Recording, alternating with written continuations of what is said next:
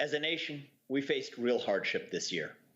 A global pandemic, economic damage, racial tension, riots in our cities, a bitter and divisive election still looming. But hardship isn't the same thing as victimhood. Going through hardship and emerging stronger from it is part of what it means to be an American. Hardship is what reveals who we really are. So in this difficult moment, it's worth pausing to ask ourselves a simple question. Who are we as a people? I can't remember a time in my life where we more badly needed an answer to that question. Rediscovering American identity begins with understanding who we are as individuals.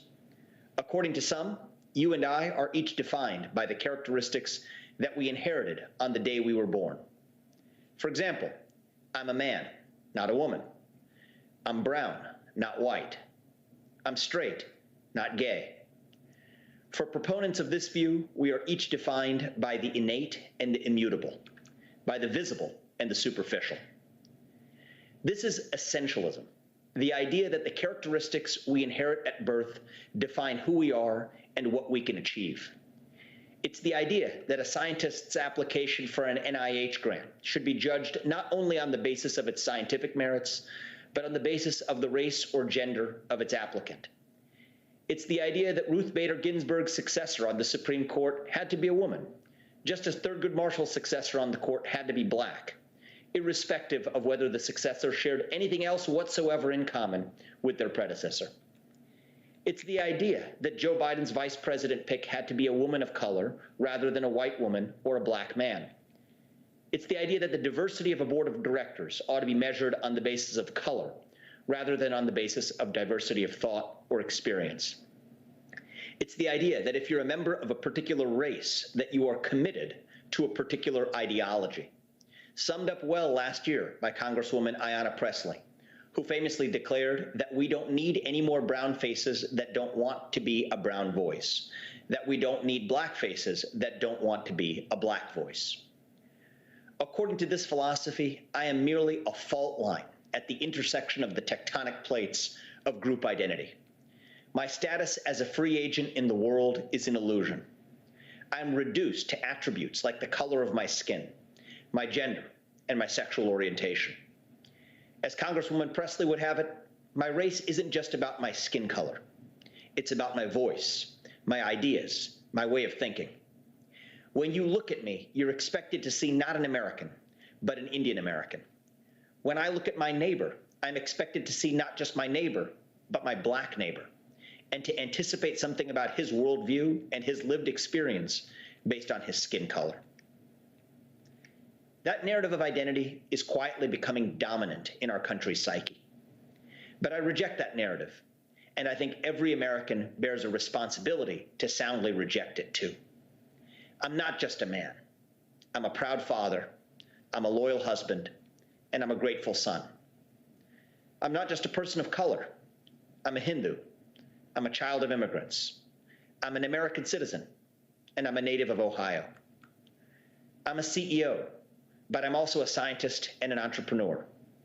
I'm an agent in the world, the author of my own destiny, sometimes for the better and sometimes for the worse, unconstrained by whatever limitations someone else may think that I inherited.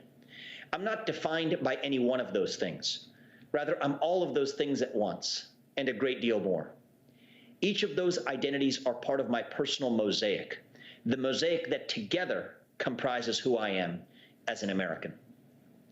Some people think of pluralism as getting a bunch of different-looking people together in the same place and then celebrating that visible tableau of diversity.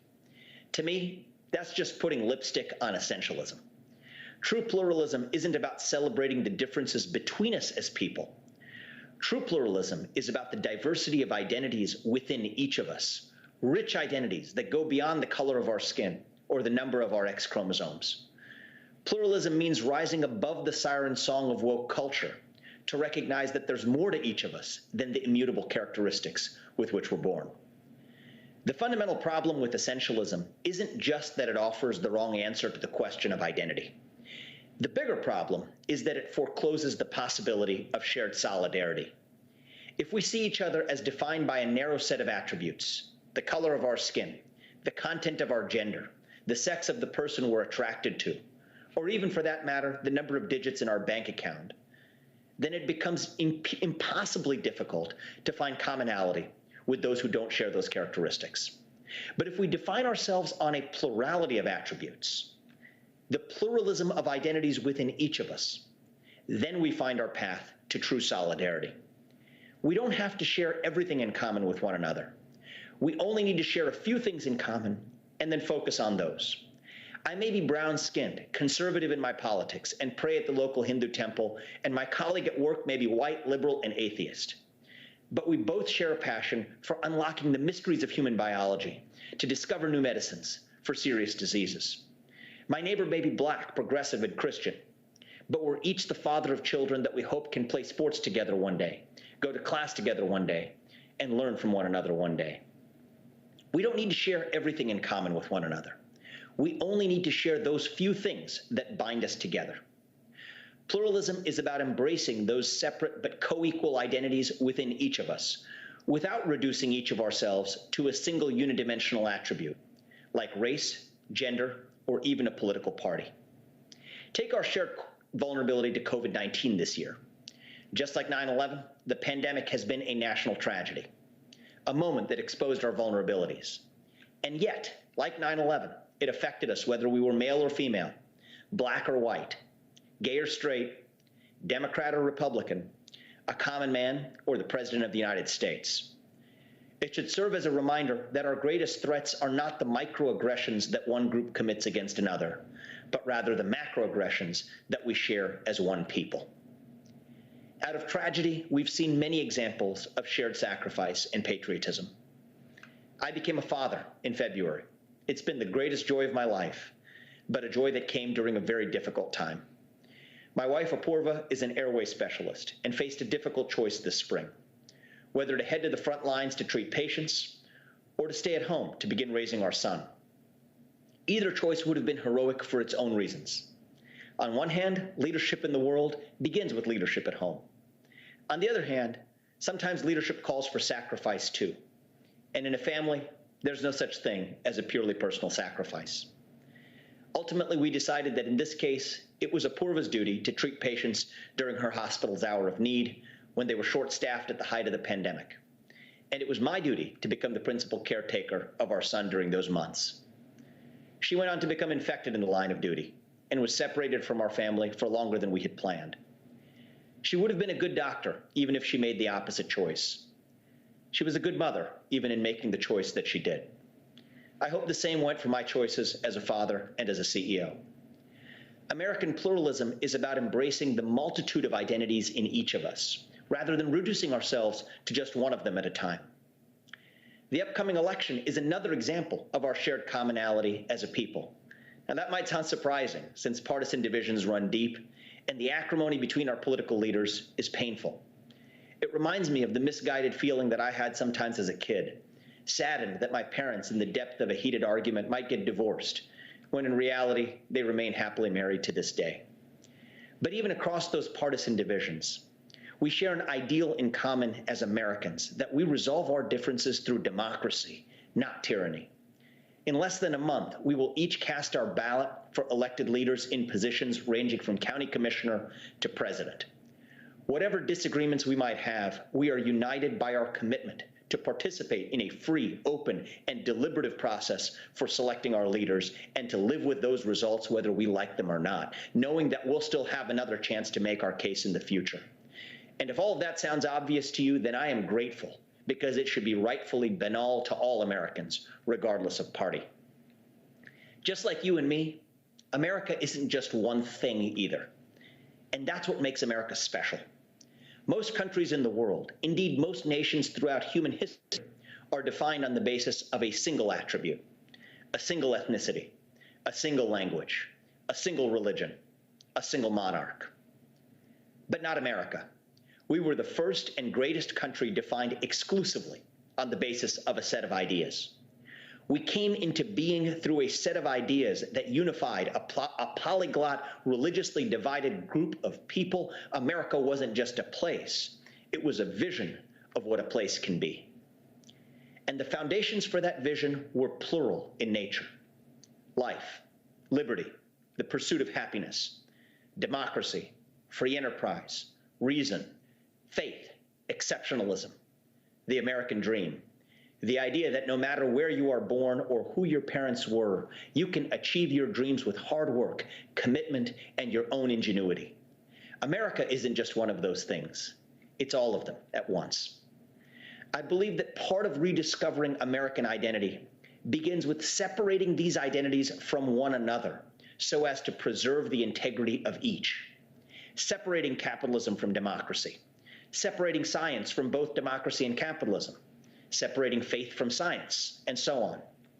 That's part of what gives me pause about the modern fad over concepts like stakeholder capitalism, the idea that corporations shouldn't just make products and provide services, but should also address other social and cultural issues, or the influence of woke culture over our civic and community institutions.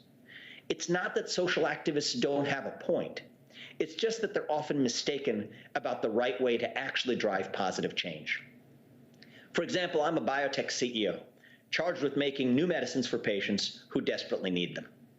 Many of the younger employees at my company were disappointed in me earlier this year when I chose to focus on our mission of developing medicines rather than leading our company like many in Silicon Valley and on Wall Street are wont to do today, weighing in publicly on the difficult question, for example, of addressing racism in the United States. As a citizen, I care deeply about these issues and the right way to restore true equality of opportunity in America. Yet as a CEO, I care foremost about developing safe and effective medicines. And I felt that the best way for America to be the best version of itself wasn't for CEOs to solve racism and for politicians to develop cures to diseases, but to let each make their own unique contributions with integrity and humility, unpolluted by the other. The point I'm making here is that all of these things, democracy, capitalism, reason, faith, science, freedom, speech, exceptionalism, they're all quintessentially American values and American institutions, and that as Americans, we should care deeply about preserving the power of each of them.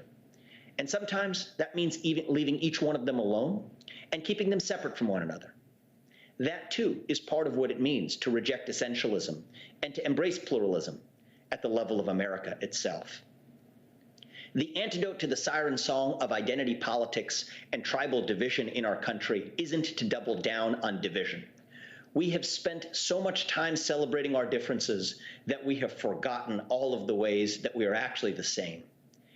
The most important way in which we're the same is that none of us is reducible to just being one thing. We are all plural, and across that plurality, we share many fundamental values in common. The cure to our division is not to celebrate diversity between one another. It is to celebrate the diversity within each of us.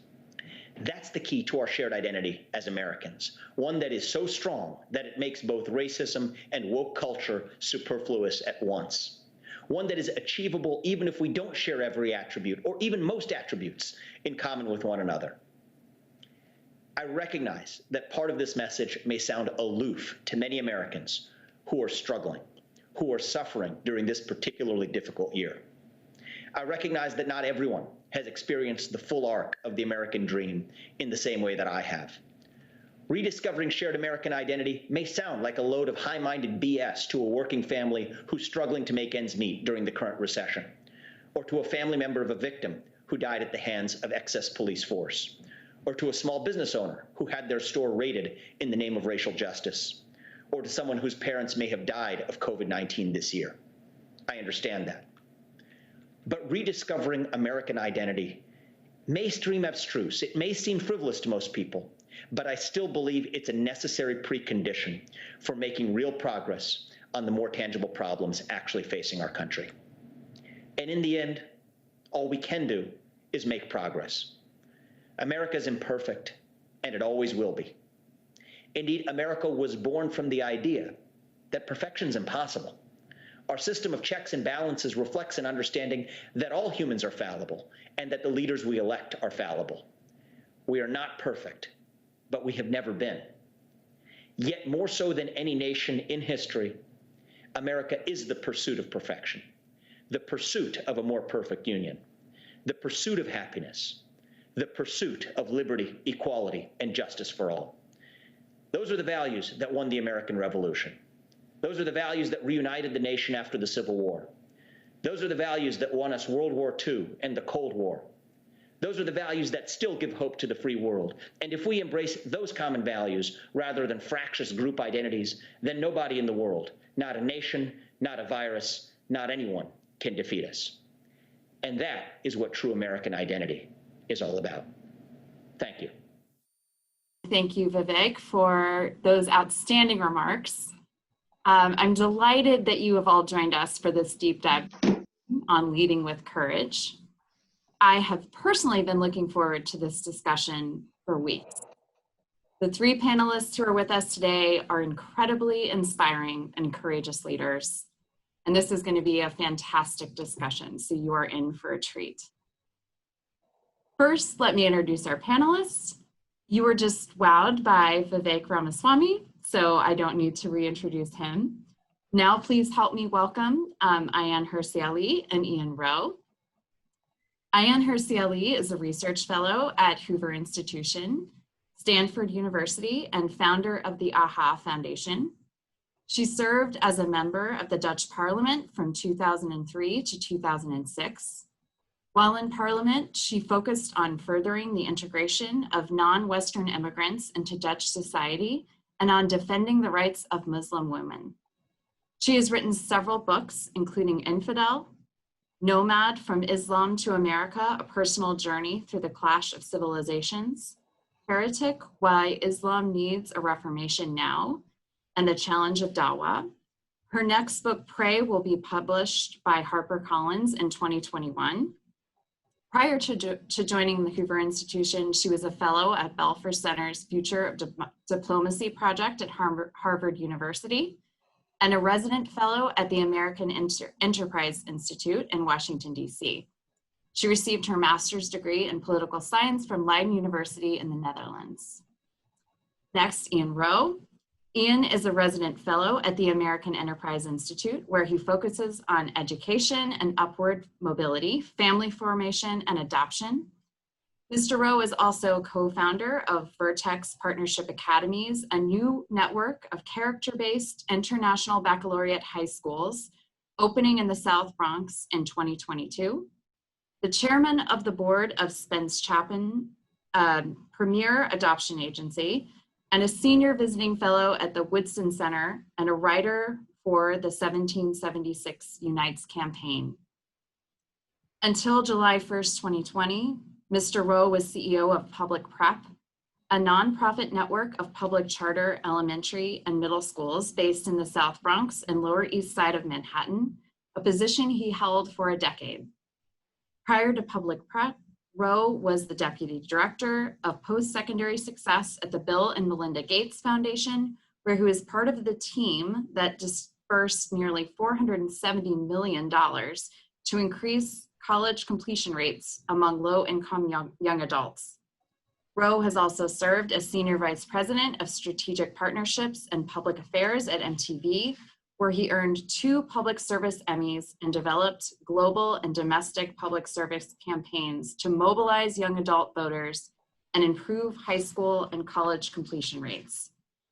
Earlier, Rowe held senior roles at the White House USA Freedom Corps and Teach for America, and co-founded Third Millennium Media, a media consultancy focused on raising awareness of and mobilizing action on social issues. Mr. Rowe has been widely published in the popular press, including in the New York Post, the Wall Street Journal, and the Washington Examiner. He is often interviewed on talk radio programs. He is also the author of a forthcoming book, tentatively titled Agency, that seeks to inspire young people of all races to build strong families and become masters of their own destiny, despite life's challenges. All 3 of you have faced very different kinds of situations, and from where I sit, I see so much courage in each of you and so much to emulate. In this moment, it is hard to find people like you who are willing to stand up for their beliefs. And that's why we're so lucky to have you all here for this discussion. So I have a few questions to get us started. I know there will be many questions from the audience as well. Please chat your questions to the chat, to Q&A, and I will bring those in later. But for now, I'd like to start off just asking a few brief questions to get us started, and I know it will be a great discussion. When you hear the phrase leading with courage, what does that mean to you? Do you have an example of a time you've had to lead with courage, an example of where you've admired a leader who had to exhibit courage? Where do you find courage when you need it most? Where does it come from? Ian, if you could start us off, that would be wonderful. Well, thank you so much. What an honor to be sharing the virtual stage with Vivek and Ayaan. And thank you so much for this topic of leading with courage.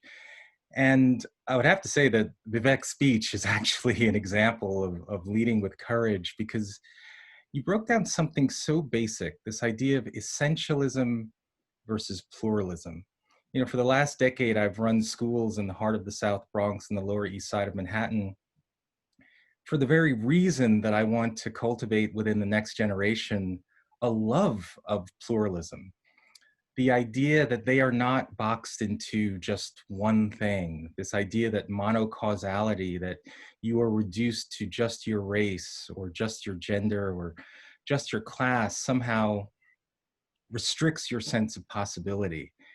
And leading with courage is when you stand up, as you just said, for the things that you believe in. If you actually believe in this country, you know that embracing of founding principles, whether it be free enterprise, faith, hard work, strong families, entrepreneurship, these are things that, when embraced, whole classes of people can move from persecution to prosperity. And yet today, it seems that these core values are under attack. So I think each of us, when we talk about leading with courage, it's an opportunity to step back and say, what do I believe in?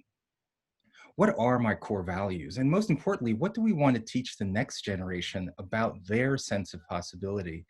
And as I said to my colleagues earlier, I think we have to be the tip of the spear.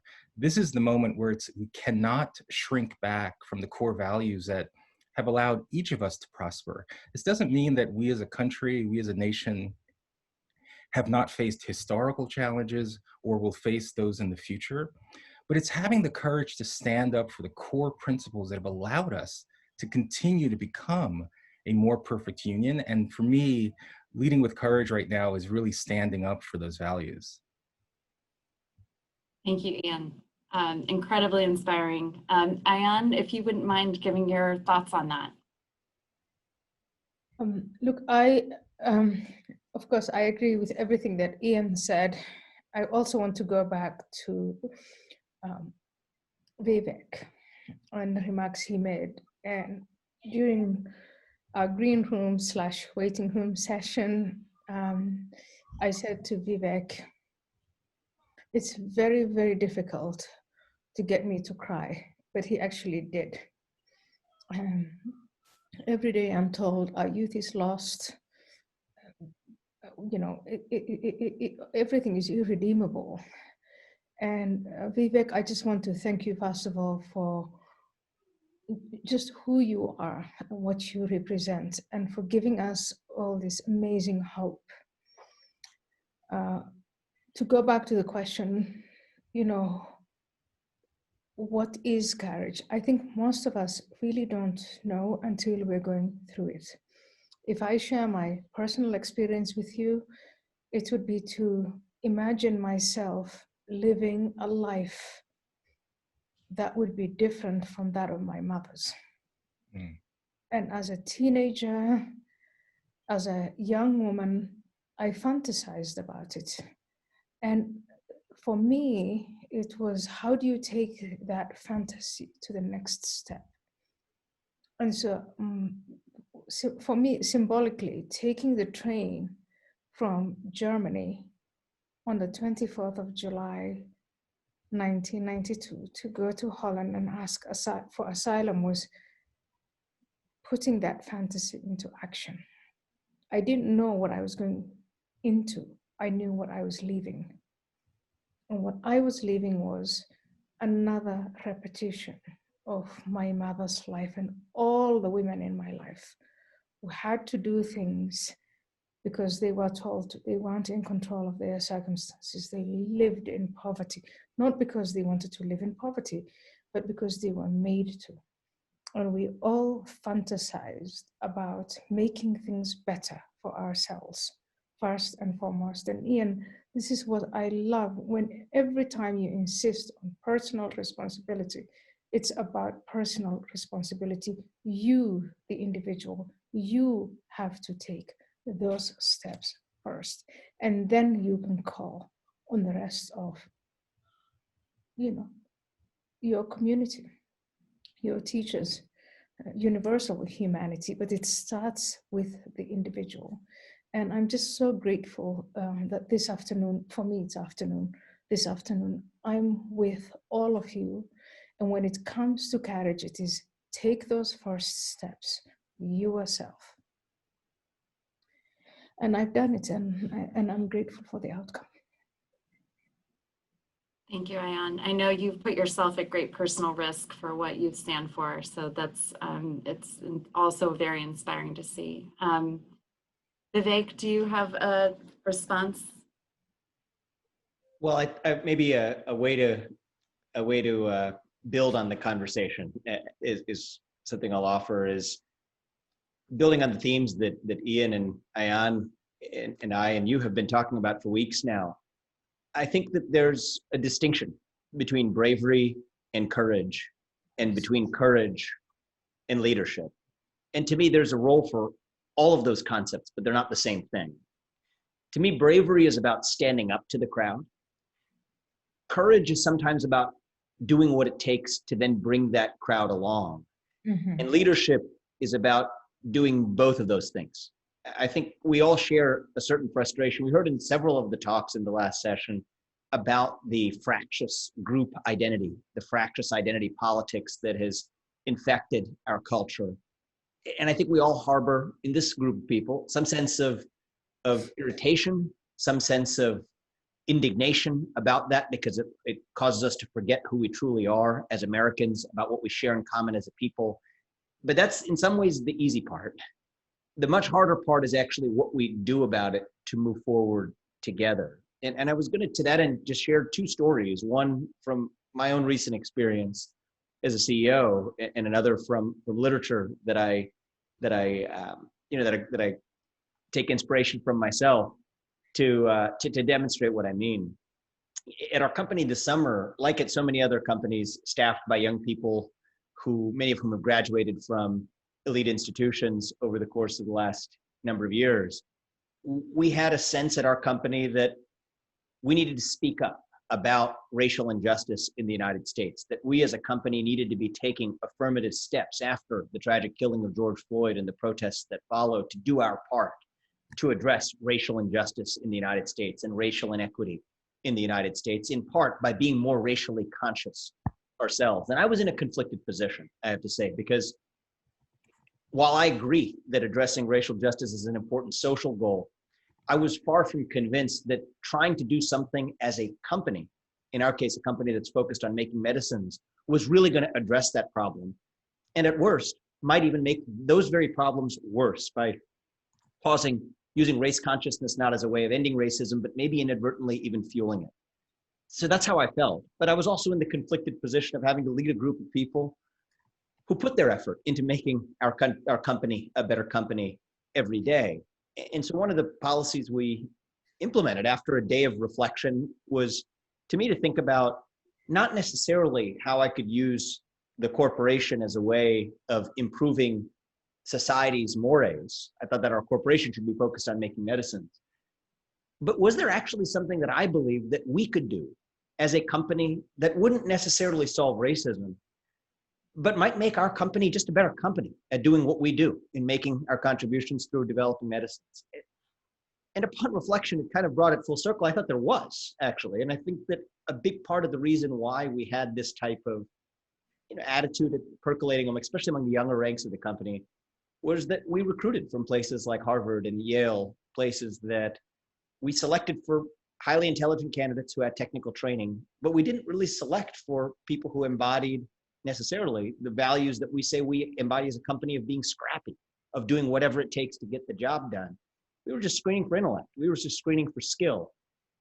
And so one of the things that we did that I wouldn't have done if it weren't for that call for action was implement a new policy to be able to recruit from those very institutions and other colleges as well, for students who came from backgrounds of economic hardship. Now there's an implementation challenge, so we said it's self-reported. If you grew up in a household where the median income was less than the 25th percentile, then if you join us and stick with us for 4 years, then up to $100,000, we'd assume any student debt that you had on an honor system in a completely self-reported basis. And admittedly, for some people, I did get the feedback that didn't quite meet the moment because the topic was still supposed to be about race. But by that point, that was an exceedingly small minority view. And for the rest of the company, it really gave people exactly what they were looking for. To me, it was a way of making ourselves a better company. But to many of the people who work at our company, they thought about that as a way of addressing systemic racism. And to me, it didn't much matter what was in a name, as long as we were able to do something that moved the ball forward in the direction that we all cared about. And to me, that was different. It took a little bit of self-reflection to resist sharing my own perspective in the moment, which was that all of this was nonsense and was actually going to make the problem worse. And instead to really not just stand up to a crowd, but really to bring that crowd along, because it's only by doing that we accomplish what we hope to. And at risk of taking too much airtime in response to that question, I just wanted to close it with a story where I take inspiration from. Sometimes it's from literature. And one of the stories that I take great inspiration from was a poem from the brothers Karamazov, Brothers K, called Grand Inquisitor, which I think speaks to our moment. It's one in which Jesus shows up in Seville in the middle of the Spanish Inquisition, and he's recognized for who he is. And the Grand Inquisitor, who's leading the Inquisition for the church, recognizes Jesus and imprisons him, subjects him to questioning, tells him exactly what he did wrong. And at the end of that story, sentences Jesus to execution at the hands of the church. Yeah. And the thing I love about that story is the way it ends, is at the end of that story, Jesus gives the Inquisitor a kiss, is puzzled. It leaves him puzzled and bewildered in a way that allows him to still walk out free into the distance. And to me, what we see today in the Church of Diversity is in some sense a repetition of that story from allegory set from centuries ago, where the institution that we've created to safeguard the value that we cared about, diversity of thought, diversity of intellect, intellectual diversity, has instead been subverted to persecute the very ideal that it was supposed to safeguard in the name of that ideal itself. And that's a difficult position to be in, as Jesus was in the middle of that story. But the harder part isn't to recognize that difficulty. The harder part is actually doing what it takes to find your way out, and certainly holding ourselves to the standard of Jesus in that story, which is from literature, is perhaps too high of a standard by which real leaders in the real world can live by. But I think it's one that still offers a bit of inspiration for how we might be able to find our way through this rather than just mired in it along the way. Thank you, Vivek. One of the things that you spoke about so beautifully was our common purpose as Americans. And I think we all know that right now in this divisive climate, just as you were alluding to, it's very difficult to find that shared purpose or dial in on it. How can we find the courage to stand for our founding principles when they are under attack right now? What advice would you have for all of us who are trying to navigate this world where we have our principles that we believe in and they're under attack? So I'll go first if you were directing that at me, Elise, and then we can make it a conversation. I personally think the answer actually rests in seeing the plurality in each of us. And I think that's the moment that we're in right now, in a transition as a country, thinking about the question of identity, the question of who I am and the question of who we are as a people, I think merge, they converge. They're part of the same question. As I said in my remarks earlier, I'm not just one thing, and neither are any of you, and neither are any of the other people in this audience. We each have multiple identities within each of us. And we don't have to share those identities entirely in common between Ayaan and myself, between Ian and myself, or between Ian and Ayaan, or Ayaan and yourself.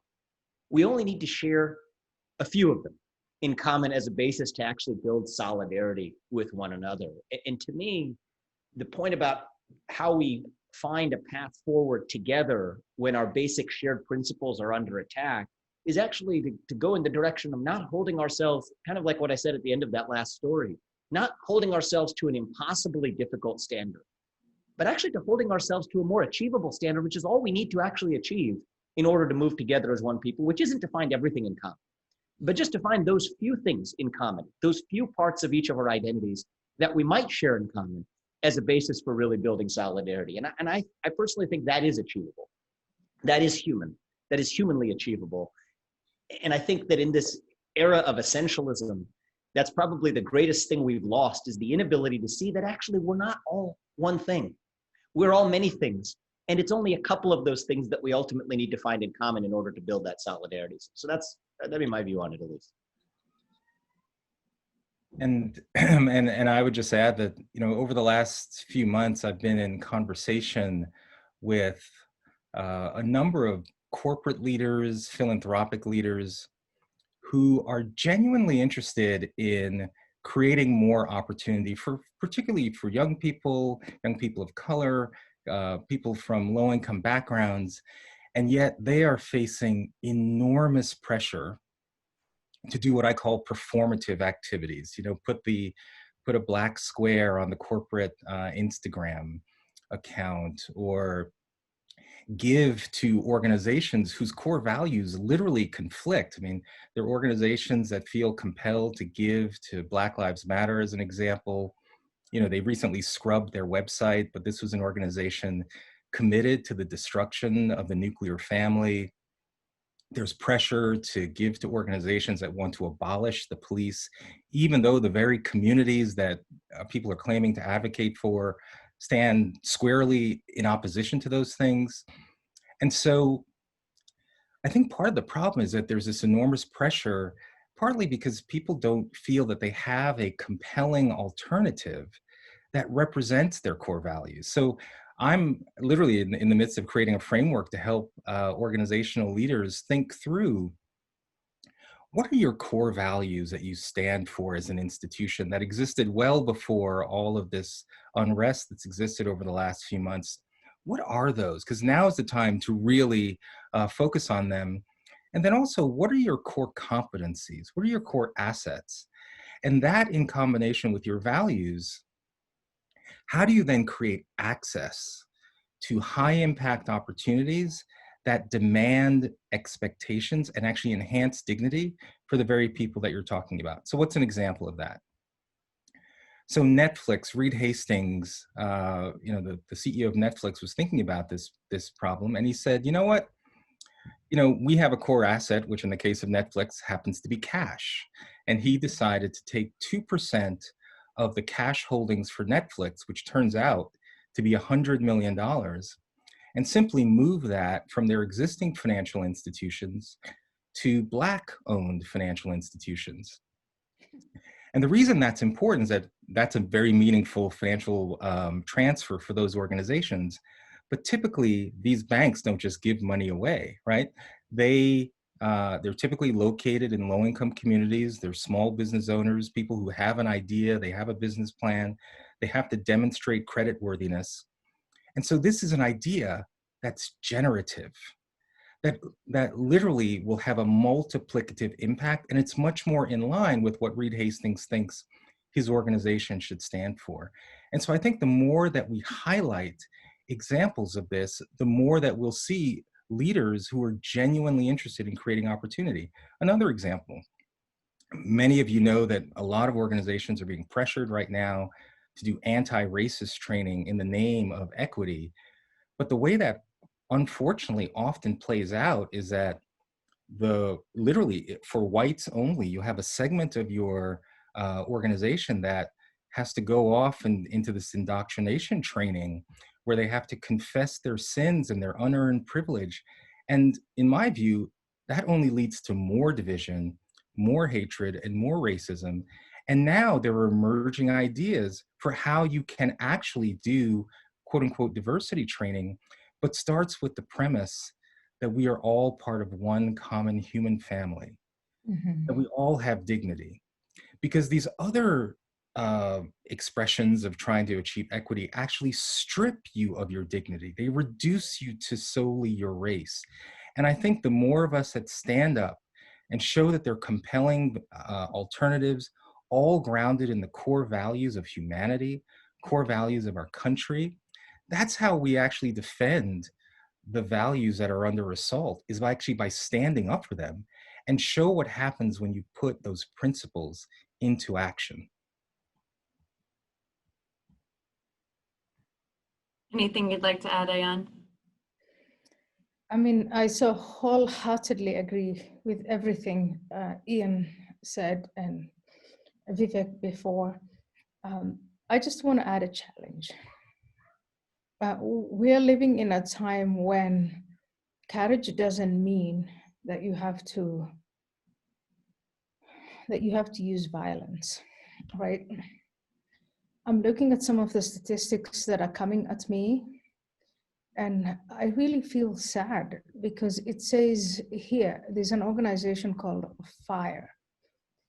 And the stats are telling us right now that 60%, if you can believe that, 60% of students in Ivy League colleges, most of them, not all of them, are terrified of saying what their political views are. This is in the United States of America. This is not in North Korea, not in China, not in the Middle East. In 2020, in the United States of America, 60% of students reported that they could not freely express what their political opinions are. Another 60% who said that they identified with being liberal said that always or sometimes they would find it acceptable to shout down a speaker. And these statistics go on. And I just think, you know, what does it entail to be courageous in 2020? Yesterday morning, I tweeted a video with no comment whatsoever, a comment by a man named Thomas Klingenstein, forgive me if I mispronounce that, president of the Claremont think tank. And it was completely predictable. People would say, how can you? He's supporting Trump. Okay, whatever. This gentleman is making the point that maybe Trump was the wrong man for a different time, the wrong man for some time in the future, but the right man for the time we live in now.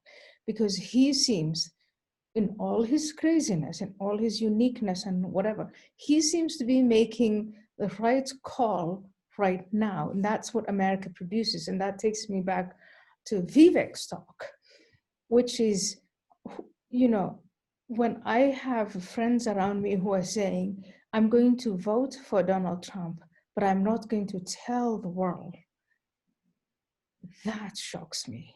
Why does it shock me? Because I thought we lived in the freest country in the world where you don't have to hide who you're voting for, what your politics is. If you're going to be ostracized, if you're going to be fired, if you're going to lose friends, jobs, because of your politics, then I think in America, we have to reflect and think, where are we? Where the hell are we? And it takes courage to ask these questions. What is happening to our Democratic Party? I love the Democratic Party. I love the Republican Party. I love America for all the reasons that Vivek presented today. I see these two parties not for what their extreme fringes are, but for when they meet in the center. What the hell are they doing?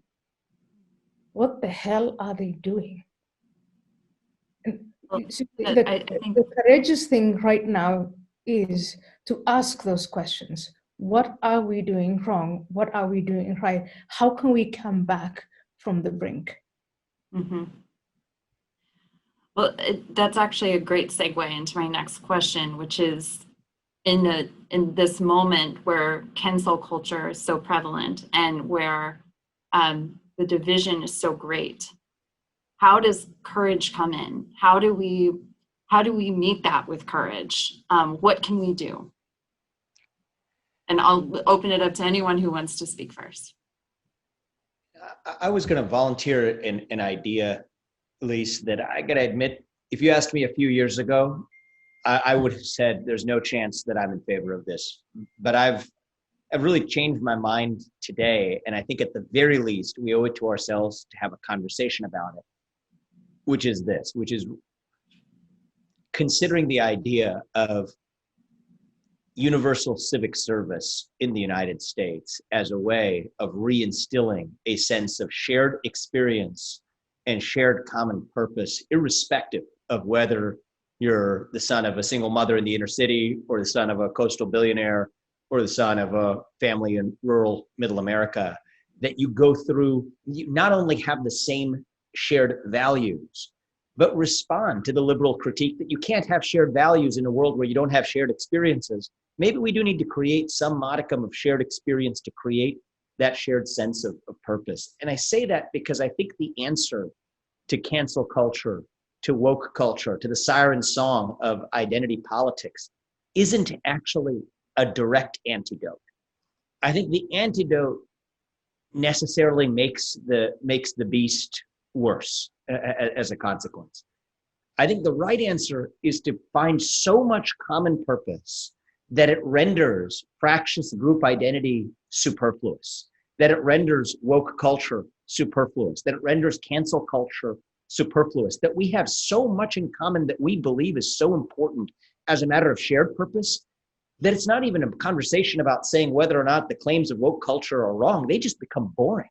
They become irrelevant. They become small by comparison to the bigger problems that we actually, not the microaggressions are revealed to be what they are in name, micro in importance relative to the macroaggressions that we face together as one people, the shared vulnerability that we have to our real challenges, which we share in common.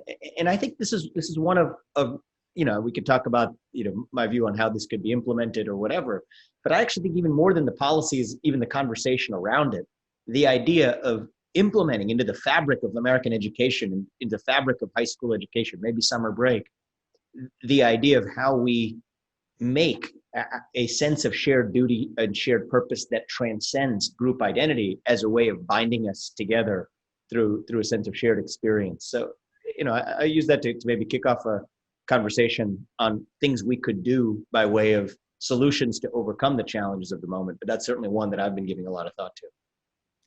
Vivek, you'll have to join my high school design team, because one of the first sessions we're going to have for our students is to engage in Socratic circles about how to form a good society where we read Plato and Socrates and to grapple with these questions of how do we live with each other and create an environment for flourishing. In terms of cancel culture, there was a great article a couple of weeks ago where the writer said the challenge with cancel culture is one thing, but what's worse is compliance culture, meaning that for each person that chooses to self-censor, there are thousands others that are suffering the chilling effect and never express themselves in the first place. And I think the thing, again, that all of us have to do, because this requires active citizenry. You know, no one else is going to solve this problem. You know, we are the ones we've been waiting for, to quote Barack Obama from several years ago. We have to be the ones to still have the courage to put our ideas out there, even though you might know that there's some that might, quote unquote, try to cancel you. But I think what you're going to discover is that there are more and more people that actually agree with your beliefs, or maybe you might learn something if you have the intellectual humility to believe that, you know what, I actually could be wrong. There actually could be another interpretation of the same data that I'm looking at that is valid. How do we leverage those opportunities to incrementally find areas of commonality? It's the only way we as a country can move forward. And so, you know, it's hard because everyone's running scared, but the more I find that I actually take the time to really express what I believe and try to understand the position of others who believe differently, the more I feel that actual progress can be made. Well, thank you, all of you. I mean, again, I couldn't agree more. It must be the most boring panel because we all agree with one another. I'm raising two children. One of them is 2 years old, the other is 8 years old. My husband and I talk about how we can get them to be more curious, you know, curiosity, don't kill it. Let them be more curious. Let them explore the world. We also try to teach them the idea of sharing. And then we appreciate their innocence at every turn. I mean, just imagine how innocent kids at that stage are. My job, together with my husband's, is to civilize them. And we live in a civilization, so we civilize them into the culture that we now inhabit. We want to leave the world to be a better place for them. When I think about innocence, I look at books that are coming out now that are saying, so I'm Black, my husband is white. We're being told all white people are racists. You can't be innocent. You can't be innocent from birth. And all Black people are victims of their racism. This is the kind of world we live in. This is the kind of education we're trying to bring forth. And it's an uphill battle. And I never wanted to be the person who brings up COVID. But the only reason why I bring up COVID is not all the terrible stuff that COVID has done to us. But I just want to bring up one good thing that COVID has done to people like us, which is, as parents, we actually get time to spend with our own kids. Not outsource it to teachers, the community, and that's all going to happen. It will happen, it is happening. But now that my husband and I are not traveling as much as we did, spending time with them, taking responsibility for teaching them the difference between right and wrong, civilizing these boys, and boys are savage. Forgive me, Vivek. We have one too. They're crazy, they're loud, mad, you know, you've got to hands-on, but we have to keep, on the one hand, encouraging their curiosity and let them explore, let them do what they do, let them take risks. But on the other hand, that emphasis on sharing. And then I go back to what Vivek told us today, share, share, share. And you see nature, and I'm watching my two boys, nature has endowed one kid, for instance, with more language than the other. So one kid is able to articulate all the time what he wants, to the point where you think, oh, for heaven's sake, you're not Bill Clinton. And the other one can't express himself, but they have to live with one another and they have to share. And if we were to view, and I'm not trying to be, what do they say? They accuse you of toxic masculinity. I don't want to be guilty of a toxic femininity or matri, whatever. I don't want to condescend to everyone here, but it is like, really, we do have to, it starts from age 0 to start saying, this is how we have to live together. It never goes away. You are different and you are different. Here are the resources we have to share them. What we don't tolerate in our household, and I hope you don't in yours and in the rest of our society, is to say we're going to silence one of them just because he's too loud or he's too articulate or he's too superior. That's what we should not tolerate, censorship. And I thought what America gave us, when you talked about, America is a place, a vision, and it's the place where you can have your pluralism, life, liberty, democracy, free enterprise, reason, exceptionalism, faith. When you were saying all of those things, I was thinking not as the nation first, but our own household. Like if we instill that into our own kids and they understand it, and in our own communities and the schools and then the universities, and then we as a people can demand it. And that's, I think, where we're taking things. We're having an election in a couple of weeks. This is what we have to demand of our leaders. No, you don't get the last word. We, the people, have the last word. And this is who we are. And I couldn't be even more delighted to say, I've never believed in government. I've lived in countries where governments were poor and bad and awful, and you just wanted to run away from them. And you come to a place like America and you think the government is functioning, but it's not about the government. It's about civil society. It is us. We tell the people we elect what to do. They don't tell us what we do. 100%. Let me just quickly underscore something that Ayaan said that we rarely talk about, but she, in her own home and certainly in my home, and for probably many of the folks listening, she just described what she's creating at home with her husband, a very nurturing environment for their children in a stable home. And that is the indispensable role of family and stable family structures. And one of the big dangers of essentialism, this reductionist focus on race as the causality for every problem, the danger is that it narrows your universe of solutions that we think we have to deploy to create greater opportunity.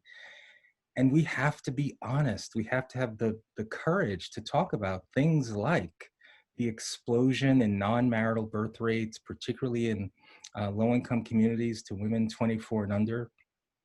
I mean, 71% of all young women in 2018 who had babies who were 24 and under, 71% were outside of marriage, and 41% were to women who were having at least their second child.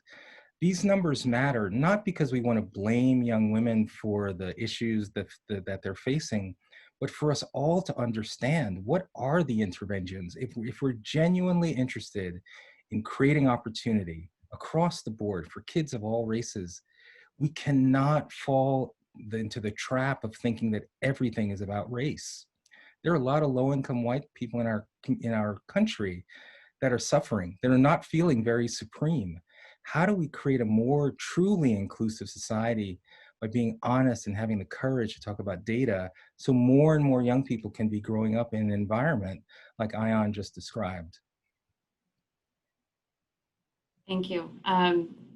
Incredibly helpful comments from all of you. I want to make sure we have time to take some questions from the audience. So I'll start off. You mentioned that statistics are showing people are afraid to discuss their political points of view. How can we change this?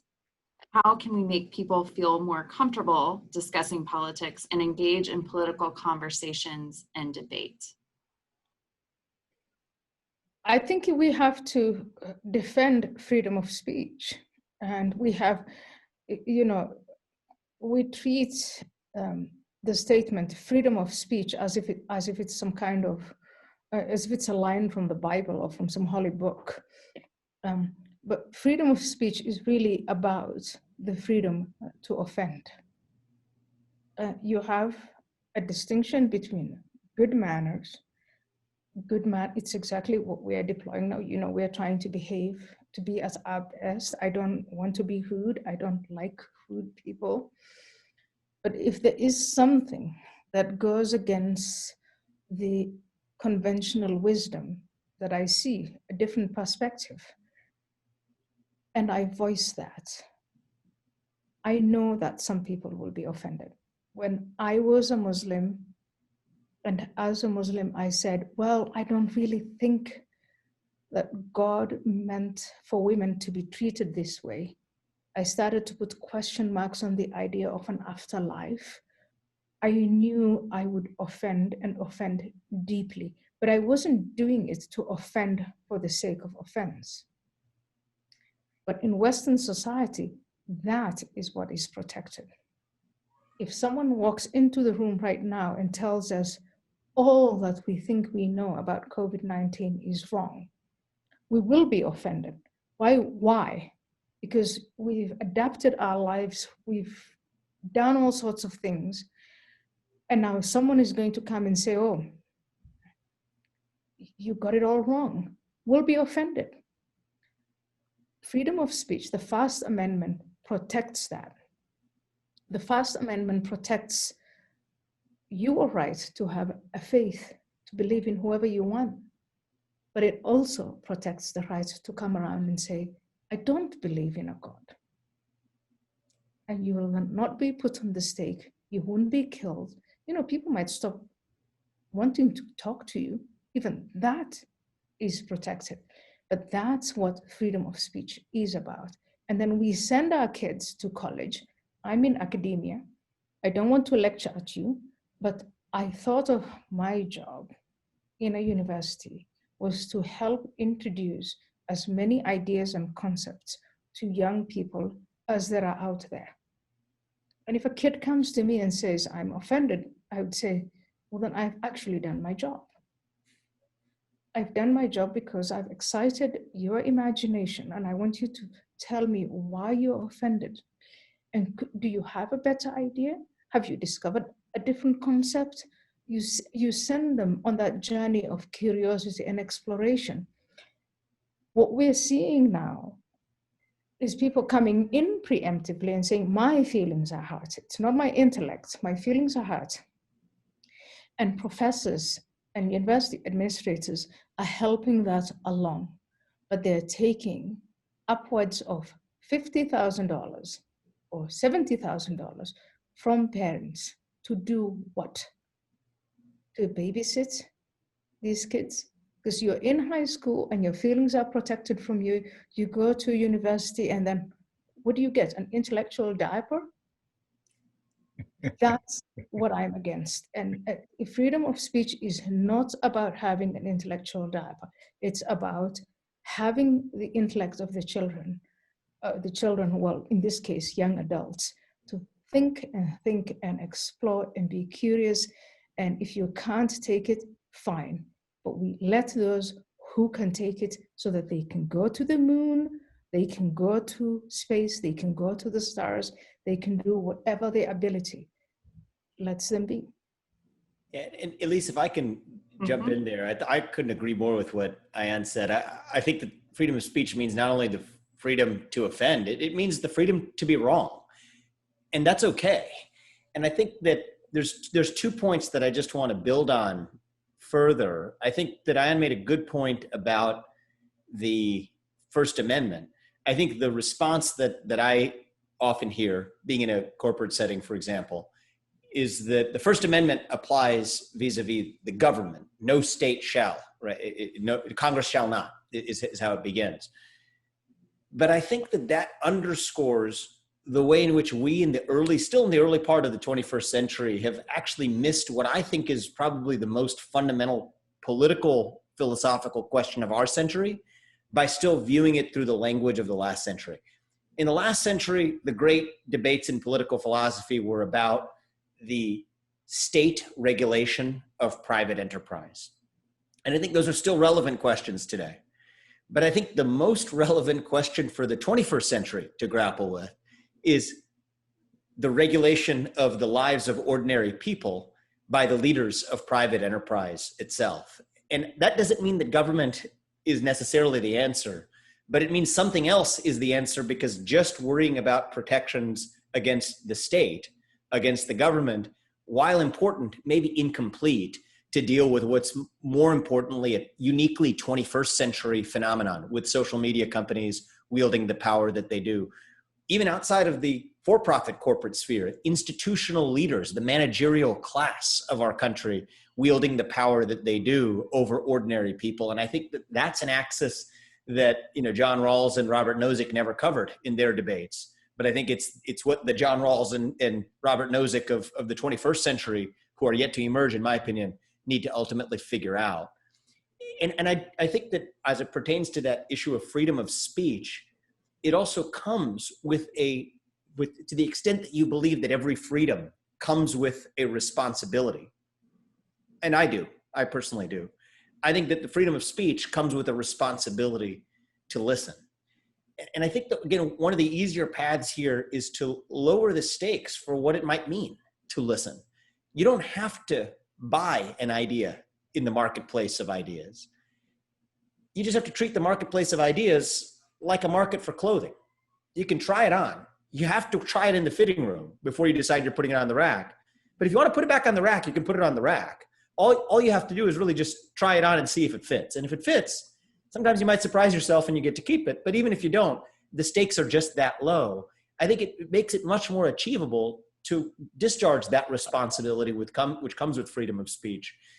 And I think that one of the things we ought to do as a cultural matter, personally, I think the answer to this question about corporate power versus the power of ordinary people isn't going to be a government-based solution. It's going to be a cultural solution. And I think that cultural solution comes from leaders highlighting how minimal the obligations are that people need to discharge.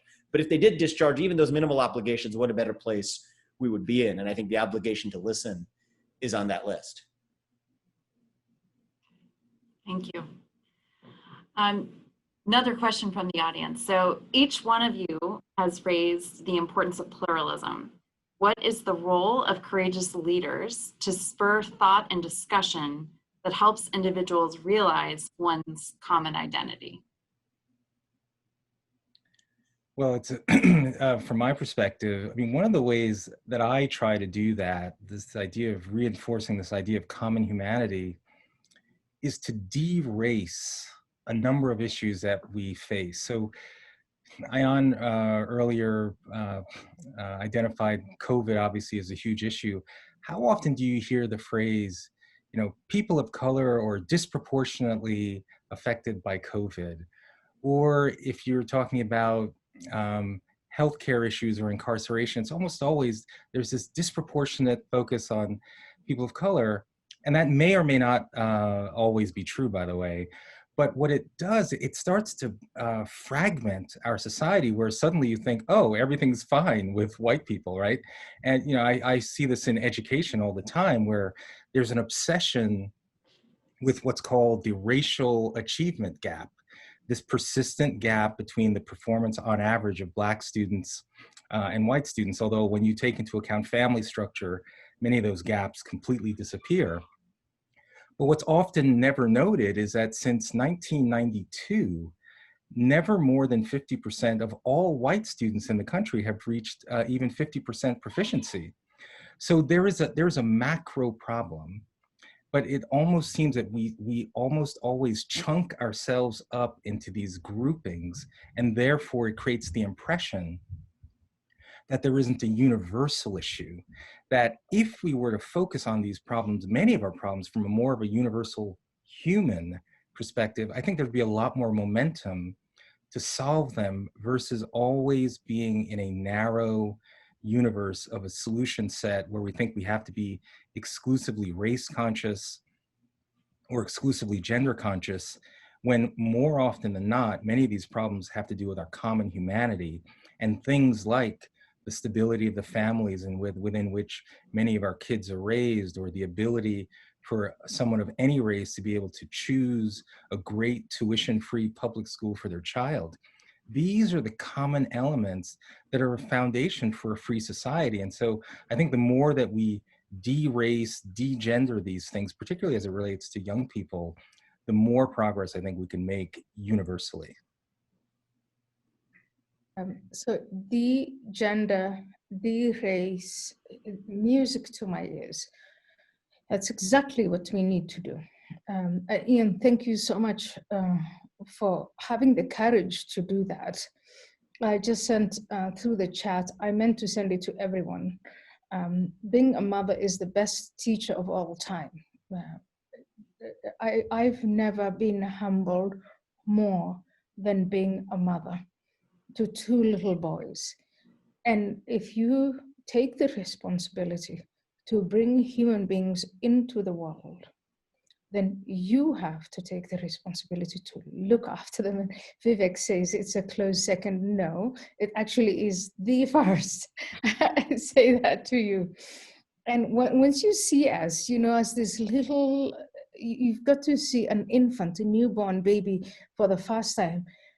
And then you understand our common humanity. You see how frail we are, helpless and powerless, and that's our common humanity. And if there's someone, and Ian, you talked earlier on about adoption and adopting, that's going to be my next thing, which is there are heaps and heaps of children who need homes, people to look after them. And because of modern life and modernity, we also have large numbers of families who can't have children. Yep. Or would have one extra or two extra. And I would say de-gender and de-race that, okay? Yes. Let's go adopt at the fastest pace we can, look after those orphans, open our homes, and it shouldn't be about the color of our skin. It should be about who has, you know, what are the best chances that you can offer this child. De-race, de-gender, declare our common humanity, who we are. I don't want to segue into anything else, but I want to keep going back to Vivek's opening remarks, which were, for a long time in America, we emphasized diversity, with differences, this, that, and the other. I hope that then we can all, our philanthropic effort, our political effort, it can all now, we really have to refocus our energy on our common humanity. And that common humanity doesn't mean it's going to be one viewpoint. It's going to be different viewpoints. And we're going to have to fight for those viewpoints. More government or less government. You know, I don't think that issue is going to be ever resolved. But it doesn't matter on what end of it you are. You can have that conversation regardless of your skin color, regardless of your gender, regardless of whatever else but it's going to be evidence, empirics, a common objective truth. Here's why I have come out big against these wokey people, wokeism, whatever you call it. Just I used to call it multiculturalism, but it's now called woke. And the reason is that they say there is no objective truth. They pollute our language. And they say there's only one kind of power, the oppressor and the oppressed. We're all oppressed by the white heterosexual male, and the rest of us are victims. I cannot think of myself as a victim. I am not thinking of you as a victim. And the vision and idea of America is that you come here when you are a victim of other places, and there are still millions and millions of people who want to come here, who think that they can get their own personal autonomy and personal freedoms sustained by a narrative and a government that will let them be. I came to America thinking, please just leave me alone. And that's how I want to keep it. come here and be left alone. Be a Vivek.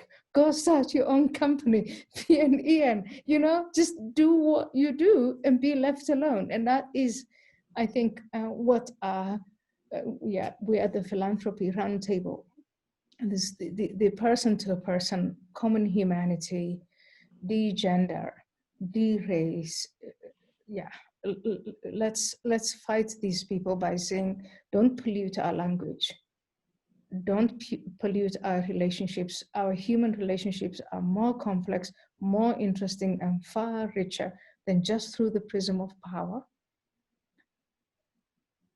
Let's be America, and let's keep the American promise going. Those are very inspiring words to end this session on. And I just want to thank all of you for being here, and especially to the three of you. Just an incredible group of people, and glad that this has sparked thoughts of future collaboration, as I've heard.